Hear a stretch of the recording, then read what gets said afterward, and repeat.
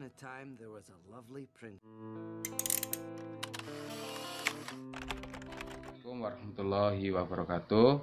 Saya Pak Roni, kebetulan Pak Roni ngajar di PKWU kelas 11. Bahas pelajaran ini di PowerPoint. Jadi kalian harus dengarkan apa yang saya omongkan di PowerPoint. Terus jangan lupa dicatat, ya kan? Jadi yang Pak Roni omongkan di PowerPoint itu harus kalian catat. Terus nanti hasil dari catatan itu nanti kalian foto. Setelah kalian foto nanti kalian kirim di Google Classroom. Itu ya, jangan sampai lupa.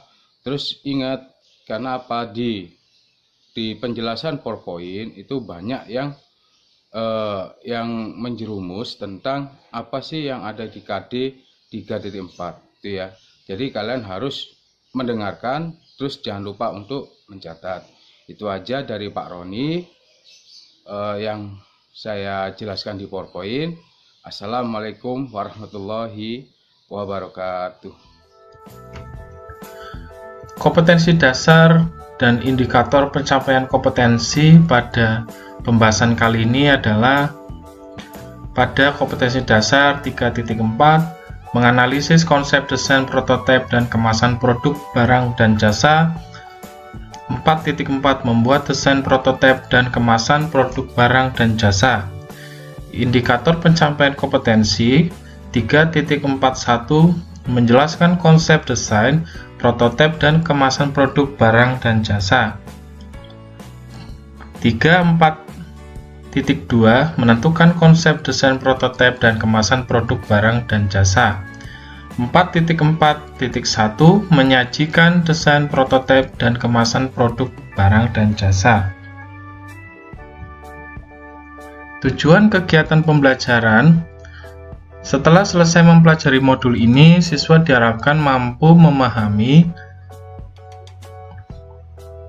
menjelaskan konsep desain prototipe dan kemasan produk barang dan jasa, menentukan konsep desain prototipe dan kemasan produk dan jasa, menyajikan desain prototipe dan kemasan produk barang dan jasa. Oke, pada bagian materi, mari kita mulai. Kita pahami terlebih dahulu pengertian prototipe produk. Apa itu prototipe produk? Menurut The Merriam-Webster, kamus mendefinisikan prototipe sebagai model asli yang sesuatu yang berpola. Dalam awam berbicara, prototipe adalah kehidupan nyata. 3 versi ide produk Anda. Salinan dicetak 3D dari desain mainan adalah prototipe, seperti model kertas dan lem dari alat baru. Jika Anda ada untuk menunjukkan ide atau belajar kelayakannya, Anda dapat menyebutnya sebuah prototipe.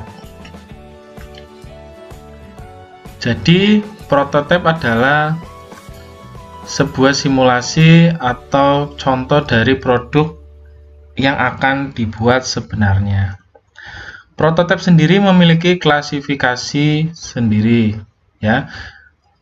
Klasifikasi prototipe ke dalam 4 kategori besar berdasarkan fungsi dan kompleksitas mereka.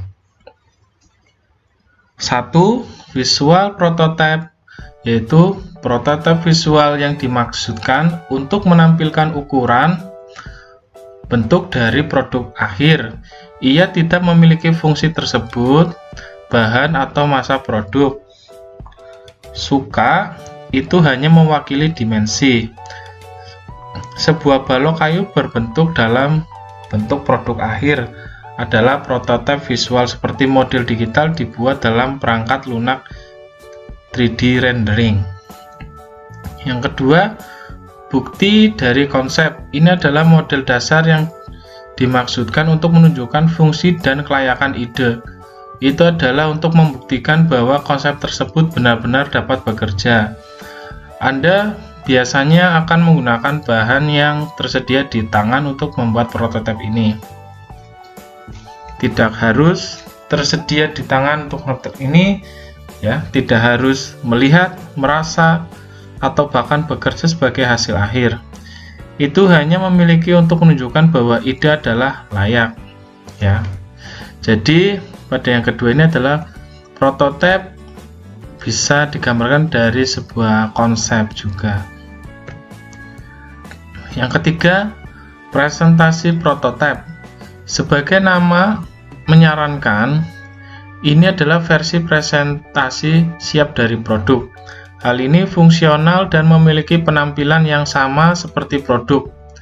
Anda dapat menunjukkan prototipe ini untuk investor terkemuka di Eropa dan calon pelanggan untuk memberikan gambaran apa hasil akhir akan terlihat seperti yang akan diwujudkan. Prototipe ini biasanya terbuat dari bahan khusus dan teknik manufaktur. Anda dapat melihat contoh dari prototipe presentasi di mobil konsep yang diciptakan oleh produsen mobil, karena ini biasanya dimaksudkan untuk mendemonstrasikan daripada produksi. Mobil ini sering menggunakan bahan mahal dan teknik manufaktur tertentu ya. Jadi untuk klasifikasi prototipe sendiri ada berbagai macam ya. Ini yang ketiga, presentasi prototipe ya. Jadi sebuah prototipe bisa menjadi sebagai presentasi yang akan dibuat. Yang keempat, prototipe praproduksi. Ini adalah versi modifikasi dari prototipe presentasi. Ini memiliki fungsi yang sama tapi dibangun dengan menggunakan bahan-bahan produksi siap dan metode. Produsen akan sering melihat prototipe praproduksi untuk mengetahui bagaimana untuk memproduksi massal produk. Oke, yang keempat itu prototipe praproduksi ya. Jadi di sini jelaskan maksudnya adalah bahwa prototipe tersebut akan dibuat seperti halnya produk yang akan dibuat secara massal ya. Masing-masing dari prototipe ini dibangun di atas bekas. Anda tidak harus melalui semua 4 tahap. Tentu saja Anda mungkin pergi dari bukti konsep dibangun dari lakban untuk prototipe produksi siap. Ya, jadi maksudnya itu ya, prototipe yang akan dibuat tidak harus mengikuti tahapan seperti yang di atas itu ya klasifikasinya. Tapi yang terpenting dapat menampilkan apa yang akan dibuat seperti produk aslinya. Untuk tahapan prototipe ya, berikut tahapan prototipe. A. Pendefinisian produk merupakan penerjemahan konsep teknikal yang berhubungan dengan kebutuhan dan perilaku konsumen ke dalam bentuk perancangan, termasuk aspek hukum produk dan aspek hukum yang melibatkan keamanan dan perlindungan terhadap konsumen.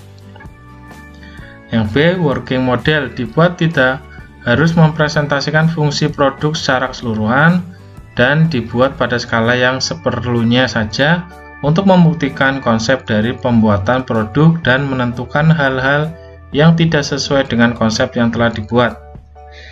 Working model juga dibangun untuk menguji parameter fungsional dan membantu perancangan prototipe rekayasa. Yang C. Prototipe rekayasa atau engineering prototype dibuat seperti halnya working model, namun mengalami perubahan tingkat kompleksitas maupun superioritas dari working model. Dibangun mencapai tingkat kualitas teknis tertentu agar dapat diteruskan menjadi prototipe produksi atau untuk dilanjutkan pada tahapan produksi. Yang D. Prototipe rekayasa ini dibuat untuk keperluan pengujian kinerja operasional dan kebutuhan rancangan sistem produksi. Yang E.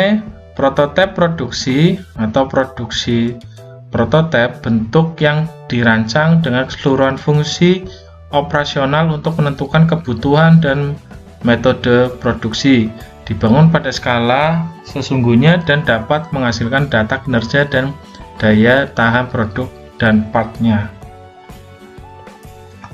Yang F. Qualified produksi item. Dibuat dalam skala penuh, berfungsi secara penuh, dan diproduksi pada tahap awal dalam jumlah kecil untuk memastikan produk memenuhi segala bentuk standar maupun peraturan yang diberlakukan terhadap produk tersebut. Biasanya untuk diuji cobakan pada umum. Yang G, untuk mematangkan produk yang hendak diproduksi secara komersil, maka produk perlu memasuki pasar untuk melihat ancaman-ancaman produk yang terjadi. Misal keamanan, regulasi, tanggung jawab, ketahanan, dan kerusakan. Pelanggaran, siklus, break, event, dan polusi. Konsekuensinya diperlukan peningkatan program pemasaran. Yang H, model merupakan alat peraga yang mirip produk yang akan dibangun. Secara jelas menggambarkan bentuk dan penampilan produk baik dengan skala yang diperbesar atau 1:1 ya ukuran sebenarnya, atau diperkecil untuk memastikan produk yang akan dibangun sesuai dengan lingkungan produk maupun lingkungan user. Yang I, prototipe adalah bentuk efektif dalam mengkomunikasikan konsep produk, namun jangan sampai menyerupai bentuk produk sebenarnya karena mengandung resiko responden akan menyamakan dengan produk akhir. Ya, selanjutnya tentang pengertian kemasan produk. Kemasan produk adalah desain kreatif yang mengaitkan bentuk, struktur, material, warna, citra, tipografi, dan elemen-elemen desain dengan informasi produk agar produk dapat dipasarkan. Kemasan digunakan untuk membungkus, melindungi, mengirim, mengeluarkan, menyimpan, mengidentifikasi, dan membedakan sebuah produk di pasar. Kemasan yang dirancang dengan baik dapat membangun ekuitas merek dan mendorong penjualan. Kemasan adalah bagian pertama produk yang dihadapi pembeli dan mampu menarik dan menyingkirkan pembeli. Pengemasan suatu produk biasanya dilakukan oleh produsen untuk dapat merebut minat konsumen terhadap pembelian barang. Produsen biasanya berusaha memberikan kesan yang baik pada kemasan produknya dan menciptakan model kemasan baru yang berbeda dengan produsen lain yang memproduksi produk sejenis dalam pasaran yang sama. Selanjutnya fungsi kemasan produk ya. Barang yang akan dikomersialkan biasanya akan dilakukan kemasan ya. Jadi sesungguhnya kemasan produk itu fungsinya seperti apa ya.